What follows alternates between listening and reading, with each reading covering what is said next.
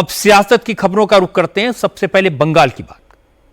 आज तृणमूल कांग्रेस ने बगावत करने वाले अपने 20 सांसदों की मेंबरशिप खत्म करने के लिए पिटीशन स्पीकर के सामने फाइल कर दी। तृणमूल कांग्रेस के 20 सांसदों ने अपने गुट का merger nationalist citizens party of India में करने की मांग की है। इस पर तृणमूल कांग्रेस का पक्ष रखने के लिए स्पीकर ओम बिरला ने आज अभिषेक बैनर्जी को बुलाया था।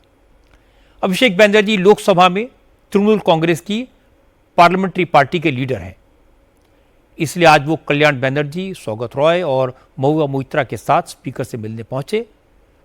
अभिषेक ने स्पीकर के सामने दलीलें पेश की, सुप्रीम कोर्ट के पुराने जजमेंट का हवाला दिया और रिप्रेजेंटेशन ऑफ पीपल्स एक्ट की तमाम धाराओं का रेफरेंस दिया। उन्होंने कहा भले ही 2/3 सांसद बगावत करें, लेकिन संविधान के तहत एक पार्टी के सांसद दूसरी पार्टी में मर्ज नहीं कर सकते। बगावत करने वाले सांसदों की सदस्यता रद्द होनी चाहिए। इसके बाद अभिषेक ने 20 एमपीज के डिस्क्वालिफिकेशन के लिए अलग अलग 20 पिटीशंस भी उसी वक्त फाइल कर दी। स्पीकर से मुलाकात के बाद अभिषेक बनर्जी ने कहा उन्होंने सारी बात स्पीकर को तथ्यों के साथ बता दी है। अब फैसला स्पीकर को करना है और उन्हें पूरी उम्मीद है कि फैसला संविधान के मुताबिक होगा। यहां पे साफ लिखा हुआ है मर्जर तभी माना जाएगा जब 2/3 of the political party merges into another political party, not just the legislative party.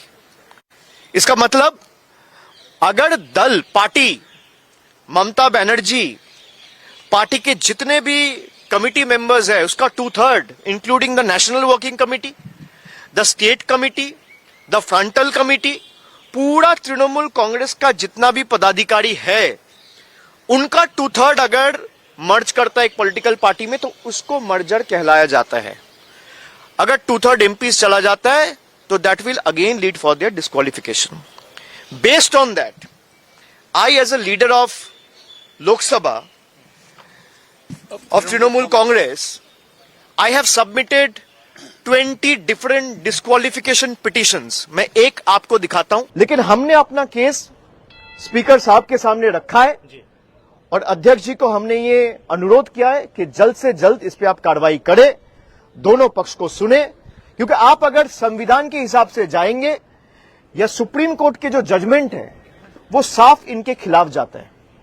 क्योंकि आइदर आप कह रहे हैं कि भाई मैं दूसरा पॉलिटिकल पार्टी में 2/3 बन के रहूंगा, मैं दूसरा पार्टी का मेंबरशिप बन के उस पार्टी में रहूंगा, तभी आपका मेंबरशिप चला जाएगा। ये साफ मेंशन किया है संविधान में। या तो संविधान गलत है या फिर आप गलत है, दोनों में कोई एक गलत तो होगा। लोकसभा का अध्यक्ष मैं अपेक्षा रखता हूं कि संविधान के हिसाब से काम करेगा और संविधान का गला नहीं घोटेगा।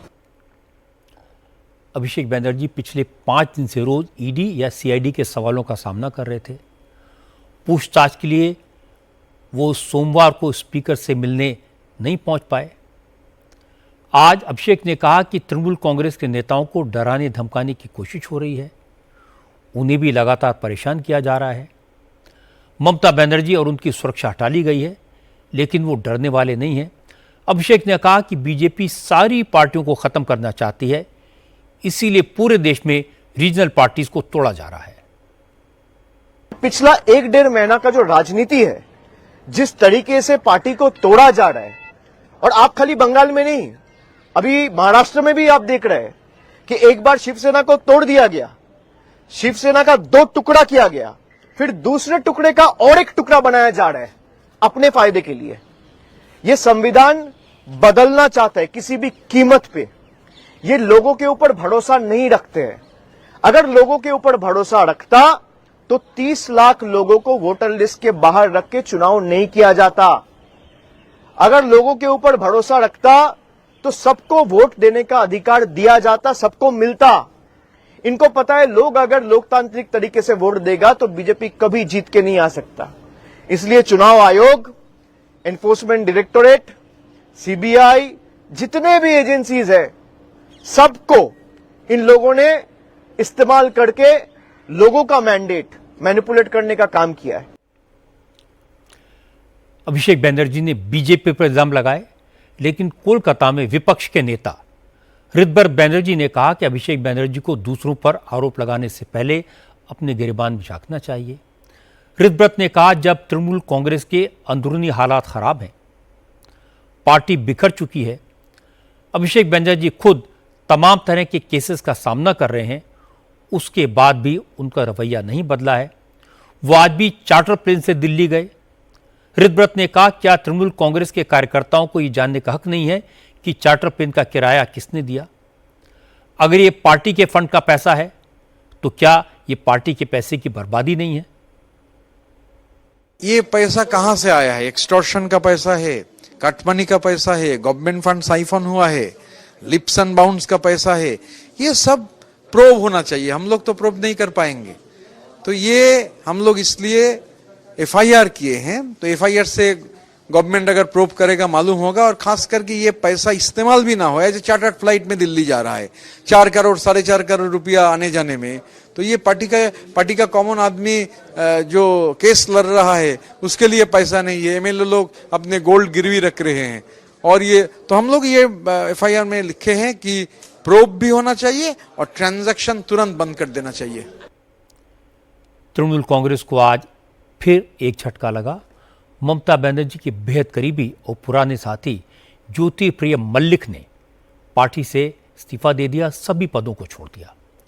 ज्योतिप्रिय मल्लिक 5 बार विधायक रहे, 2 बार ममता की सरकार में मंत्री रहे।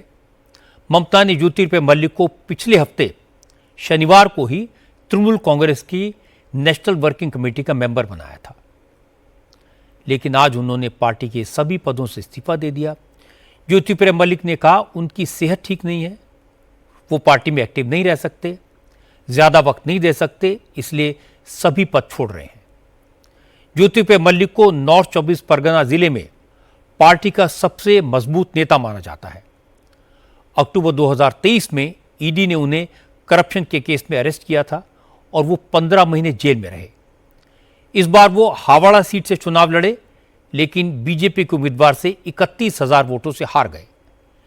इसके बाद भी ममता ने उन्हें वर्किंग कमेटी में जगह दी, लेकिन आज उन्होंने भी पार्टी से किनारा कर लिया। आज नॉर्थ बंगाल में भी तृणमूल कांग्रेस के सीनियर लीडर और सिलीगुड़ी नगर निगम के मेयर गौतम देव ने अपने पद से इस्तीफा दे दिया।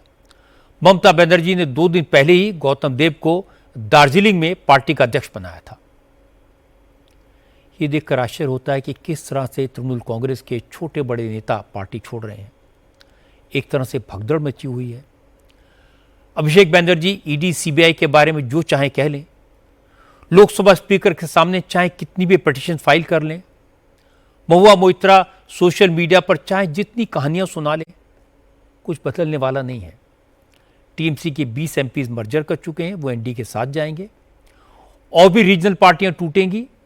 एनडीए को डीलिमिटेशन बिल पास कराने के लिए 2/3 मेजॉरिटी चाहिए, उसका इंतजाम किया जा रहा है और ये कोई सीक्रेट नहीं है।